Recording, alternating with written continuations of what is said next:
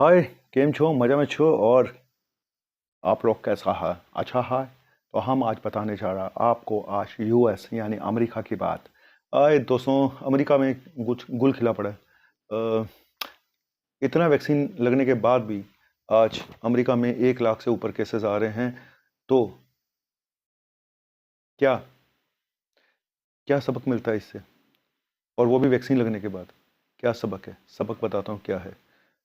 इसको अगर आप नेगेटिव रूप से देखें तो बहुत केसेस आ गए, लेकिन अगर इसका पॉजिटिव एस्पेक्ट देखेंगे तो शायद आपको कुछ बड़ी बात निकल के आएगी। बताता हूँ क्या। यूएस में डेली केसेस 1 लाख से ऊपर के आ रहे हैं। हालांकि डेथ का आंकड़ा काफ़ी कम है, 200 300 400 के आसपास है। लेकिन कहाँ पे केसेस ज़्यादा आ रहे हैं? वहीं पे जहाँ पे वैक्सीनेशन बहुत कम हुआ है, जैसे फ्लोरिडा में, जैसे टेक्सास में, मिसूरी में। तो यहाँ पे वैक्सीनेशन जहाँ कम रेट था वहीं पे ही इन्फेक्शन हो रहा है। तो ये बात निकल के आई कि वैक्सीनेशन कराना जरूरी है, नंबर 1। नंबर 2, अब आपको एक एग्जांपल और देता हूँ। Iceland, Israel, USA. आइसलैंड में 75% वैक्सीनेशन हो चुका है, इसराइल में 62% वैक्सीनेशन हो चुका है, यूएस में 50% तक वैक्सीनेशन हो चुका है। लेकिन यहाँ पे केसेस तो बढ़े, लेकिन हॉस्पिटल एडमिशन बिल्कुल उल्टा है। इनमें सबसे ज़्यादा हॉस्पिटल एडमिशन का रेट यूएस में है, उसके बाद उससे कम इसराइल में है, और उससे कम आइसलैंड में है। मतलब जहाँ पे सबसे ज़्यादा वैक्सीनेशन, वहाँ पे हॉस्पिटल एडमिशन और सीरियस पेशेंट भी उतने ही कम। तो कुल मिला के जो चीज़ निकल के सामने आई, जो हमें मंजर दिखाया जा रहा है, यूएस में तबाही, वहाँ तबाही, वो तबाही। ठीक है, केसेस आएंगे, तो ये तो पहले ही बता चुका कि वैक्सीन 100% इफेक्टिव नहीं है। लेकिन इतनी जो डेथ हुई इंडिया में, बाकी जगह पे जो तो सुनामी आई थी इंडिया में, अब अगर वैक्सीनेशन हो जाता है और साथ में नेचुरल इम्यूनिटी डेवलप हो जाती है तो शायद सुनामी नहीं आ पाएगी। थोड़ा बहुत केसेस आएंगे, थोड़ी बहुत डेथ हो सकती हैं, लेकिन वो सुनामी का मंजर दोबारा नहीं आएगा। यही चीज़ सीखनी है यूएस से, कि वहाँ केसेस आ रहे हैं लेकिन बहुत माइल्ड केसेस हैं।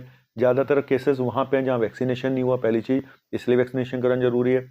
आइसलैंड, इसराइल का एग्जांपल मैंने दिया। आइसलैंड में सबसे ज़्यादा वैक्सीनेशन हुआ है, तो वहाँ पे उसी उतना ही कम हॉस्पिटल में एडमिशन हुए।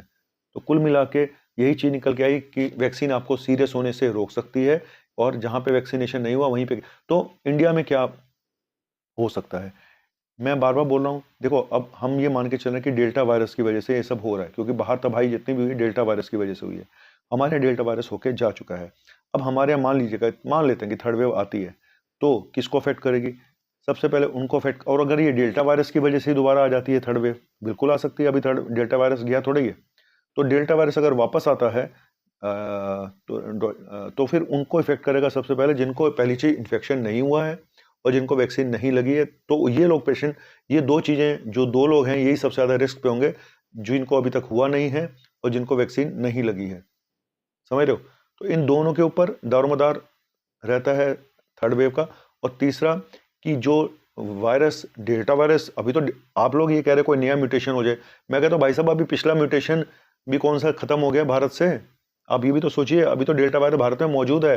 तो जब दोबारा भी वापस आ सकता है डेल्टा वायरस, लेकिन अफेक्ट उनको करेगा जिनको, और इतना सीरियस इसलिए नहीं होगा अगर डेल्टा वायरस ही वापस आता है, क्योंकि ऑलरेडी बहुत सारे लोगों को कर चुका है। तो एक नेचुरल इम्यूनिटी बन चुकी है सबके अंदर। ज्यादातर लोग, सब में नहीं, ज्यादातर 70% के आसपास लोगों में इम्यूनिटी बन चुकी है। तो इसलिए मैं बोल रहा हूँ। लेकिन फिर बोलूंगा, एक डेथ जिसके घर में होती है वो सब कुछ खत्म हो जाता है। तो आप लोगों से एक ही रिक्वेस्ट है कि जब वैक्सीन लगने के बाद ही पहली चीज मास्क पहनना है, क्योंकि यूएस में इन लोगों ने मास्क उतरवा दिए थे, तो अब वो मास्क दोबारा पहन रहे हैं। क्योंकि चाहे 200 भी डेथ हो रही हो, डेथ तो डेथ है। अगर कोविड की वजह से 200 डेथ हो रही है तो डेथ है। हमारे यहाँ भले ही आज 400-500 डेथ हो रही हो, डेथ तो डेथ है। जिसके घर से एक भी जाता है तो वो उसके लिए 100% है। तो इसीलिए एक भी डेथ मायने रखती है, और जो चले गए उनके लिए अभी भी दिल में बहुत दुख है। हर रोज याद करता हूँ मैं अपने चाचा जी को, चाची जी को। ऐसे आप लोग भी याद करते होंगे अपने माँ बाप को, अपने बच्चों को, अपने रिश्तेदारों को। क्या बोलो, हमारे पास दिल में ही होता है जो हम और आदमी लोग ज़्यादा, मेल जो है ज़्यादा एक्सप्रेस कर नहीं पाते, है ना। हम नौटंकी नहीं कर पाते कई बारी। मैं ऐसा नहीं कह रहा हूँ कि फीमेल नौटंकी करती हैं, लेकिन ठीक है, जो दुख दिल में होते हैं तो होते हैं, आप किसी के सामने कई बार नहीं बयां कर पाते। तो मैं इसलिए बोलूँगा कि एक डेथ भी इंपॉर्टेंट है, तो जाइए वैक्सीन लगवाइए। और इंडिया को, भारत को जल्दी से जल्दी कोरोना मुक्त कराना है तो पहले वैक्सीन लगवाना है, ठीक है। तो अगर हमें अपने माँ बाप को बचाना है, अपने बुजुर्गों को बचाना है, अपने भाई बहनों को बचाना है, खुद को बचाना है, तो वैक्सीन लगवाना है। बस यही आज का मोरल है। तो डरो मत, केसेस आएंगे, आने दो, लेकिन डेथ नहीं होनी चाहिए और सीरियस नहीं होना चाहिए, हॉस्पिटल में जाने से बचना चाहिए। और ये सब तभी बच पाएंगे जब वैक्सीनेशन हो पाएगा। तो थर्ड वेव के बारे में बहुत सारे कयास लगाए जा रहे हैं, अब आएगी तब आएगी, जब आएगी तब की तब देखेंगे। लेकिन ये बात सच है कि उतनी सीरियस वेव नहीं होगी जितनी सेकेंड वेव है। उसका रीजन ये नेचुरल इम्यूनिटी बन चुकी है, वैक्सीनेशन भी चल रहा है, तो दोनों मिलकर हम इसका ऐसी की तैसी कर देंगे। और चाइना की तरफ इसको हमने ऑलरेडी डेल्टा बना के भेज दिया है। अब तो फेल्टा भेजने वाला है। डेल्टा फेल्टा था ना, डेल्टा तो भेज दिया, अब अगली बार फेल्टा भेजेंगे। चल निकल, साला कोरोना की माँ का नागी साल का मारू। चलो, थैंक यू वेरी मच। और है मेरे वतन के लोगों, देखो देशभक्ति काली गाने गाने से, नारे लगाने से या और कामों से देशभक्ति नहीं होती। देशभक्ति ये भी है, अगर आप वैक्सीन लगवा लें, ये भी एक देशभक्ति है। क्यों? वैक्सीन लगवा के आप अगर बाकियों की जान बचा सकते हैं तो वो भी देशभक्ति है। हम अपनी ड्यूटियां भी अगर ईमानदारी से कर लें तो वो भी देशभक्ति है। बिना करप्शन के हम कोई काम कर लें, वो भी देशभक्ति है। देशभक्ति खाली शोर मचाना नहीं होता, वंदे मातरम वंदे मातरम, अंदर दिल के चोर और बाहर वंदे मातरम, तो क्या फायदा।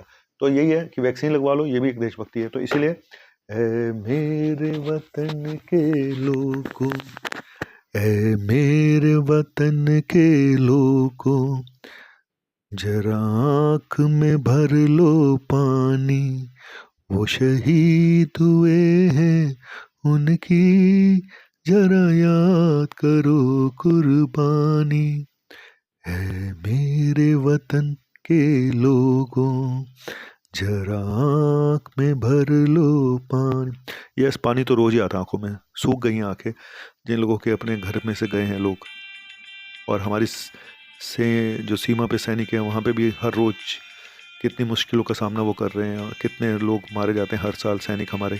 तो सबके लिए यही गाना है कि भाई देशभक्ति घर बैठे भी की जा सकती है, अपने नियमों का पालन। और इस समय तो बहुत बड़ा मौका है इस कोविड में अपनी देशभक्ति को साबित करने का। Thank you. साबित नहीं करना है, सिर्फ अपना कर्म करना है। किसी के सर्टिफिकेट की ज़रूरत नहीं है कि हम देशभक्त हैं या नहीं है। देशभक्ति यहाँ दिल के अंदर होती है, ठीक है। बस उसको रहने दो अपने अंदर, लेकिन अपना ये वैक्सीनेशन का एक फ़र्ज निभाना है, क्योंकि हमें अपने बड़े बूढ़ों और बुजुर्गों को और अपने भाई बहनों को जो बीमार हैं उन सबको बचाना है और ख़ुद को भी बचाना है। Thank you very much, bye, शुभ रात्रि, शब खैर।